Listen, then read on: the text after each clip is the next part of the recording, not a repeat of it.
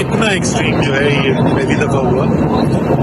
Almost land करके तो उसकी वजह से ज्यादा सरप्राइज था, वरना नीचे आ रहे होते हैं, टर्बुलेंस होती है तो मेंटली प्रिपेयर्ड होता है। यहाँ तो ऑलमोस्ट लैंड कर गए थे एंड एकदम से इतना एक्सट्रीम टर्बुलेंस, और उसके बाद जिस तरीके से जहाज बार बार नीचे जाता था।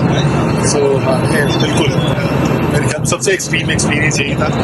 और कैप्टन साहब को शुक्रिया अदा कर सकते हैं कि इतने मुश्किल उसमें से उन्होंने निकाला।